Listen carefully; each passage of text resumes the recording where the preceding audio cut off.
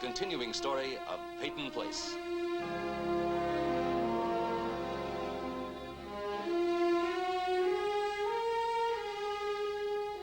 Starring Dorothy Malone as Constance Mackenzie, Ed Nelson as Michael Rossi, Ryan O'Neal as Rodney Harrington, Barbara Parkins as Betty Anderson, Tim O'Connor as Elliot Carson, Christopher Connolly as Norman Harrington, Patricia Morrow as Rita Harrington, James Douglas as Stephen Cord.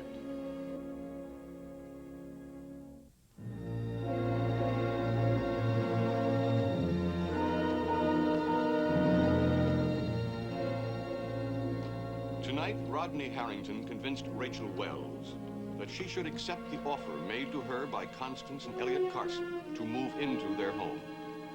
His own second home, when his life centered around Allison Mackenzie.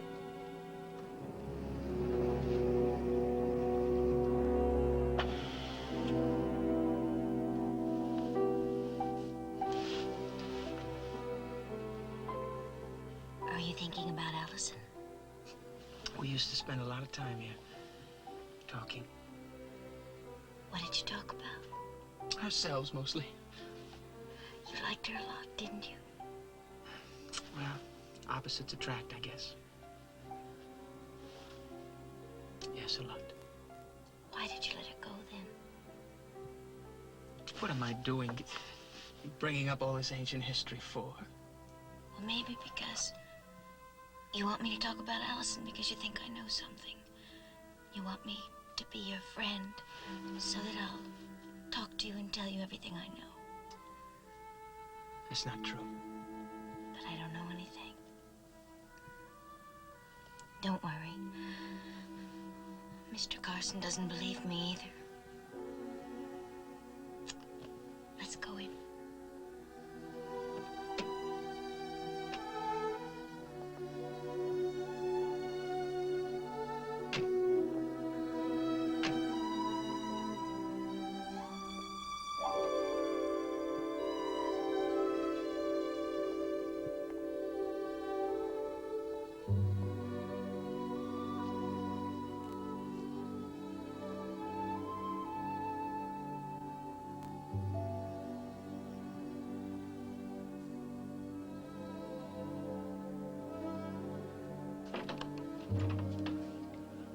Rachel. Well, what's going on? You said you wanted her to go to work for you? Well, we certainly do. Absolutely. Come in. Mr. Carson. Well, aren't you coming in, Ralph? No, thank you. I've got to go.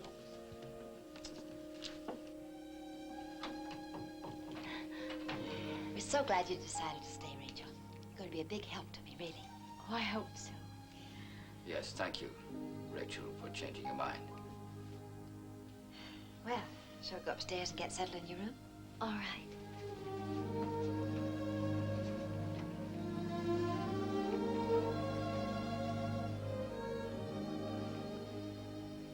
Elliot keeps it like a hothouse up here.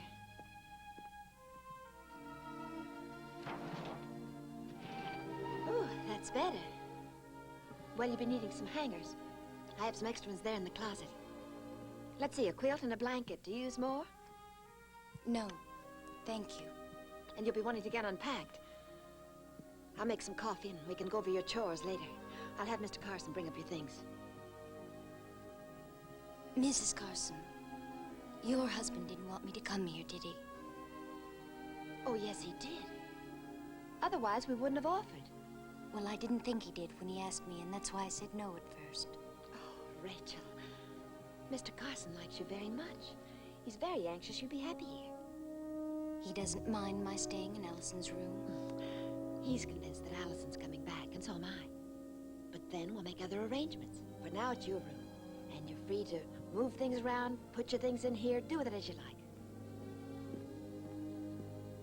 Oh, it's a beautiful room.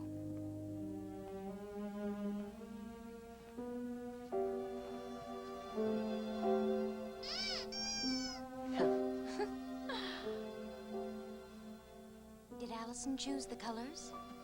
Yes, she did. Do you like them? Oh, they're lovely. Oh.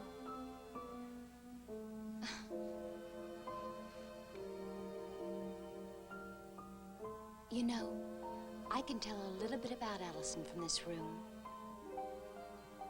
She was quiet, and she liked to be by herself.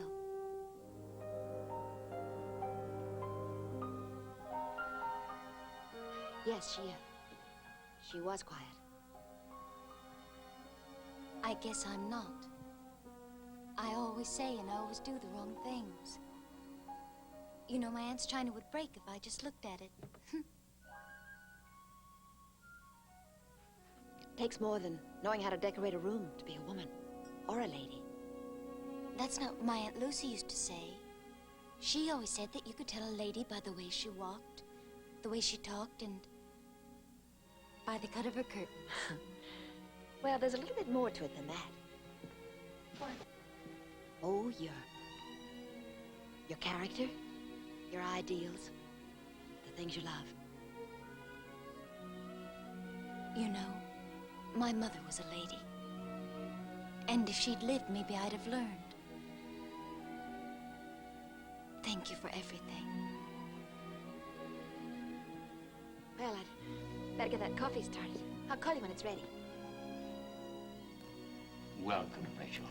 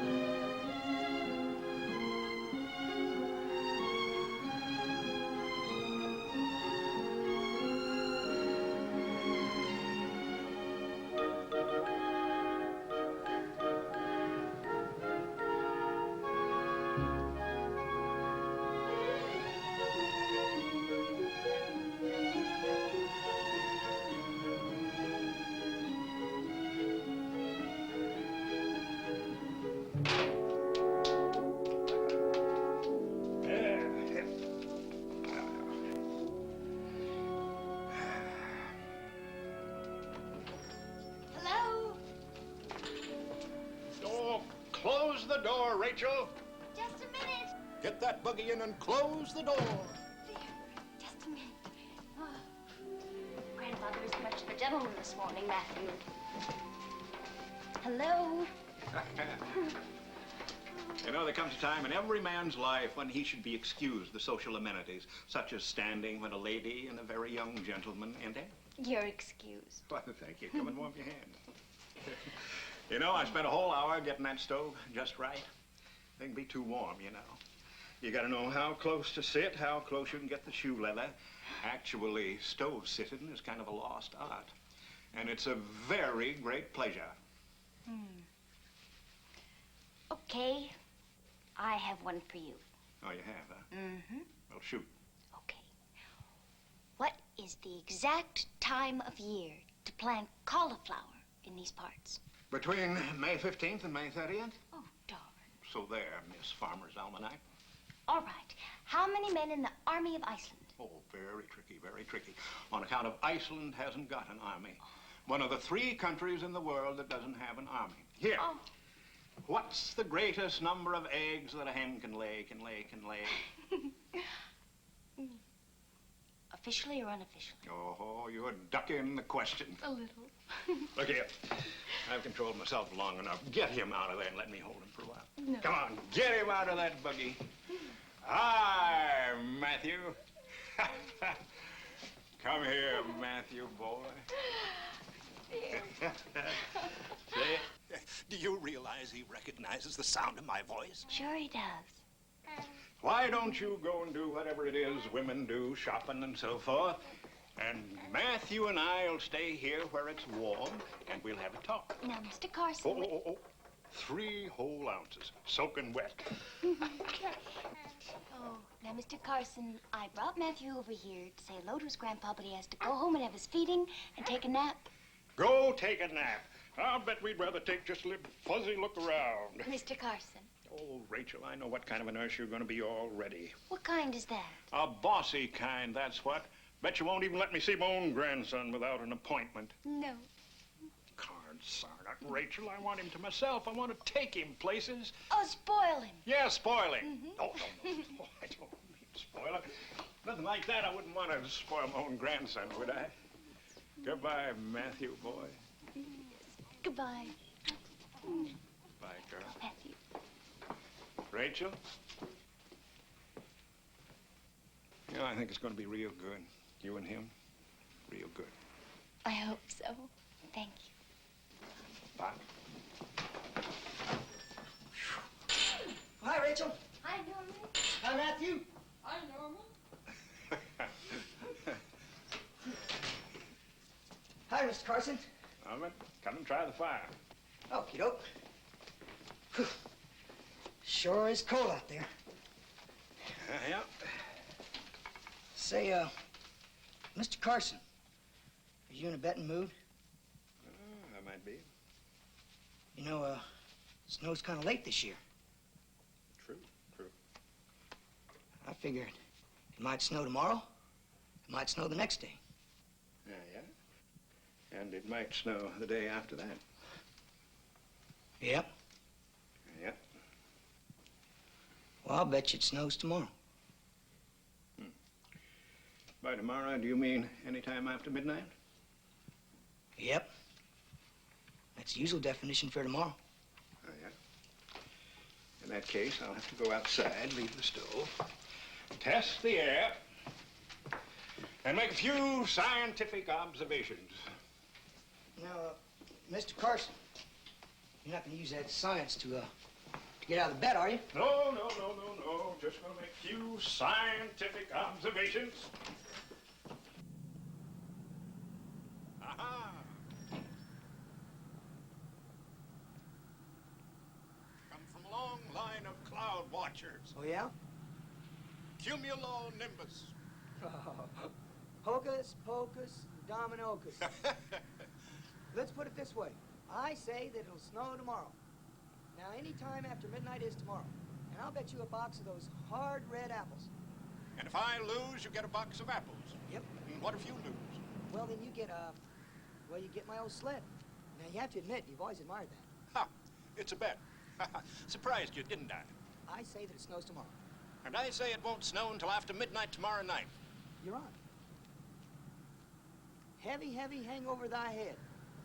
You know, we ought to turn this town into a winter sports resort. We've got everything. Skiing, bobsledding, hanacord. You got something more on your mind than snow. Maybe. You know what I overheard in the drugstore this morning? What?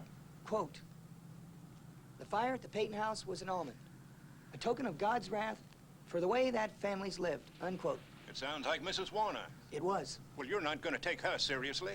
You've always been able to laugh something like this off. Yeah, that was before. Before what happened in court? Listen to me. Your mother was just as fit mentally as you or me. Maybe as you. You don't believe that this sort of thing is handed on from generation to generation? That's an old wives' tale, and you know it. Sure, I know it.